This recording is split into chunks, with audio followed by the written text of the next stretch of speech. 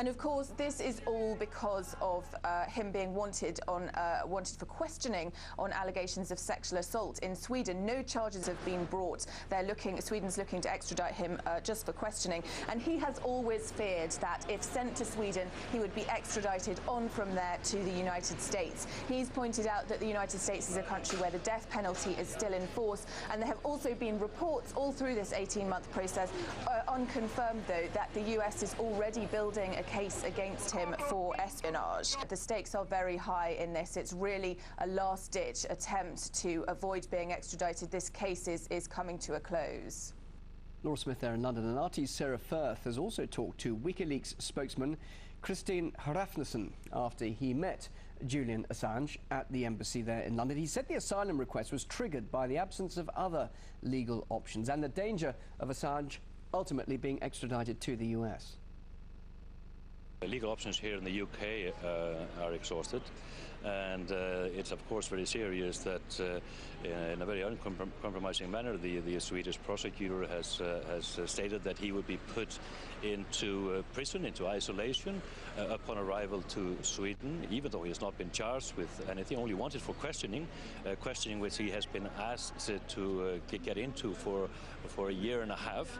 He actually has wanted to be questioned and is still, I believe, offering the prosecutor to come over here to the embassy to question him. But the most serious issue, of course, at hand is the looming threat of extradition from Sweden to the United States, where we know that a secret grand jury has been in operation for a long time, more than a year and a half now, gathering information in a clear attempt to indict Julian and possibly others in WikiLeaks. And we have an indication that an indictment, a sealed indictment, is already in place, but that's unconfirmed.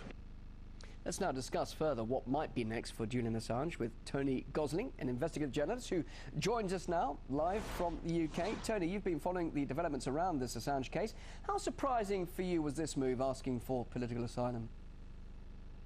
Well, I think it's a pretty smart move, Bill, actually. It's pretty shocking. I think, in a way, Britain has lost its moral soul tonight. What we've got is a crazy situation where somebody who's actually not even been charged formally with a crime is being hunted down, whilst we've got, I mean, we've actually changed the law in Britain over the last year or so to allow people like Tzipi Livni, the Israeli military minister, who in Christmas 2008 launched Operation Cast Lead with the Israeli military attacking school children and innocent civilians. Ultimately, you know, this is a war criminal who's allowed to walk the streets, and somebody who's done more for radical publishing than anybody else probably in the last 50 years is being hunted down. I just think it's absolutely appalling. I think it's possibly a smart move, possibly. Why is it possibly a smart move? If Ecuador even does say yes, there's every chance that Assange will be arrested as soon as he sets foot outside of that embassy. Well, I wonder about that. I mean, I think it is rather worrying, but you know, I think he's left with very, very few options. Ultimately, the last thing that Assange wants to do is to be taken over to Sweden and then to the United States, as everybody seems to think he will. And, you know, I would like to see a little bit of real justice here in Britain. I don't think we've got that right now. If there was justice, what we'd see is the requisitioning of the Murdoch empire, as we've seen all the criminality involved in that, you know, the publishing and the TV empire requisitioned and handed to somebody who's a real radical publisher like Assange. Instead, he's being treated absolutely appallingly by our British so-called justice system. Do you think he'd be treated in the same way in Sweden, Tony? Do you think he could expect a fair trial there in Sweden? No, I don't think so, I'm afraid, because, you know, what we need to see, and your reporter earlier on made a very important point, why can these Swedish prosecutors not just simply come and interview Julian, either in the Ecuadorian embassy, and then acquit him of all charges, if there is, or else charge him if they think that's necessary, or else maybe they should have done that when he was under house arrest. This is quite clearly a tactic to really nobble WikiLeaks. This is a very important site, and the sites like that really need to be helped, not hindered in this appalling fashion. If Korea in Quito says yes, do you think that he will be able to escape any capture, as it were, by the Americans if he is to go there? And in effect, what is Korea getting out of it by having Assange going there? What's the benefit for Ecuador?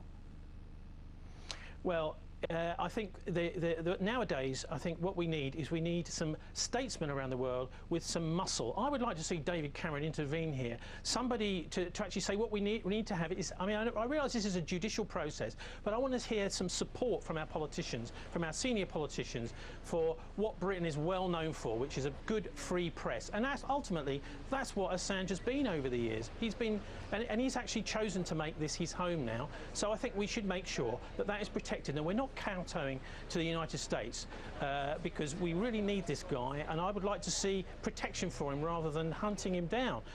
You know, our legal system, I think, has now sold its soul to the devil if it really helps in getting him out of Britain for a case in which, let's remind everybody, because they actually got it wrong on the flagship programme. Tim Hewell was speaking on Newsnight last night, and he said twice that Julian Assange was facing charges in Sweden. Julian Assange is not facing charges. He is just facing questioning, and it's these European arrest warrants which need to go, or else those prosecutors can come over and talk to Assange and go away and make a final decision about whether they really want to charge him or not. Then maybe justice can be done, but ultimately I think until that happens, Britain should be protecting this man, not hunting him down like prey. The drama continues. Tony, thank you very much indeed for your perspective on this. Tony Gosling, investigative journalist. Thanks, Bill. Thank you, Bill. There in the UK. Thank you.